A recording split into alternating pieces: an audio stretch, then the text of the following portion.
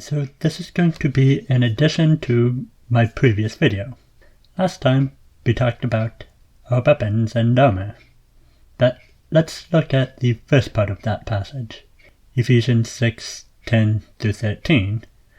Finally, my brethren, be strong in the Lord and in the power of his might. Put on the whole armor of God, that you may be able to stand against the wiles of the devil. For we do not wrestle against flesh and blood, but against principalities, against powers, against the rulers of this dark age, against spiritual hosts of wickedness in the heavenly places. Therefore, take up the whole armor of God, that you may be able to withstand in the evil day, and having done all, to stand. We are ordered to stand up against the evil forces in this world. Against the physical, we are to do so peaceably, if possible. But the spiritual is where the warfare happens. Some believe that Satan has no power. However, 1 Peter 5:8-9 says, Be sober, be vigilant, because your adversary, the devil, walks about like a roaring lion, seeking whom he may devour. Resist him, steadfast in the faith, knowing that the same sufferings are experienced by your brotherhood in the world. If he had no power, we would have no need to be vigilant. He is active and working in this world. No, he is not the cause of every bad thing that happens. Sometimes it's our own stupid fault. Sometimes it's just because we live in a fallen world where bad stuff will happen. We must have discernment. We can also take heart, as we do have power over Satan. Luke 10:17-20. Then the 70 returned with joy, saying, Lord, even the demons are subject to us in your name. And he said to them, I saw Satan fall like lightning from heaven. Behold, I give you the authority to trample on serpents and scorpions, and over all the power of the enemy, and nothing shall by any means hurt you. Nevertheless, do not rejoice in this, that the spirits are subject to you, but rather rejoice because your names are written in heaven. We have power over the enemy because our names are written in heaven. So we needn't fear when the enemy attacks. But now I do need to issue a bit of a warning. Do not get prideful. It is not under your own power that you have this authority, but through Christ. If you become arrogant, demons will be able to oppress you. Not possess, oppress. What's the difference? Possession means they are dwelling in you and they control you. Oppression is more like a leech. It is an outside force, but it is draining. It attacks and attacks. You can experience oppression for a few reasons. One is that you or someone with you opens a door.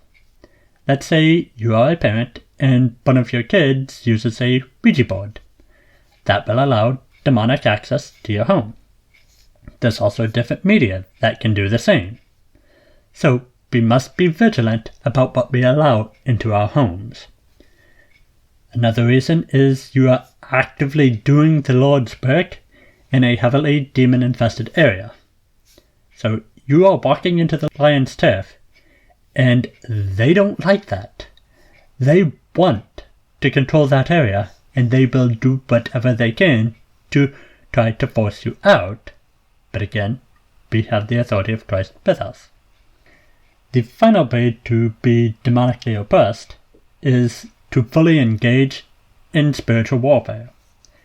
This can be the worst oppression simply because you are in the trenches against the enemy.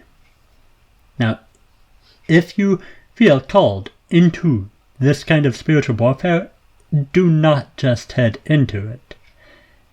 In Mark 9:17-18, then one of the crowd answered and said, Teacher, I brought you my son, who has a mute spirit, and wherever it seizes him, it throws him down. He foams at the mouth, gnashes his teeth, and becomes rigid. So I spoke to your disciples that they should cast it out, but they could not. jumping down to verse 28 to 29, "And when he had come into the house, his disciples asked him privately, 'Why could we not cast it out?' So he said to them, 'This kind can come out by nothing but prayer and fasting.'" And, learning from Jesus' example in Luke 4, 1-2, "Then Jesus, being filled with the Holy Spirit, returned from the Jordan, and was led by the Spirit into the wilderness, being tempted for 40 days by the devil. And in those days he ate nothing, and afterward, when they had ended, he was hungry." When we go into spiritual warfare, we need to pray and fast to make ourselves ready for the task ahead. And if we read the verse in Mark of Satan tempting Jesus, we see that Jesus was also ministered to by angels during this time. So he wasn't alone in his fight. Neither are we, as we are given authority as though sons and daughters through adoption because of Jesus' finished work on the cross. We needn't fear the enemy. And when we are called into the trenches of spiritual warfare, we know we have some heavy-duty artillery on our side. Though it may lead to these demonic attacks, we have the authority to tell them to leave.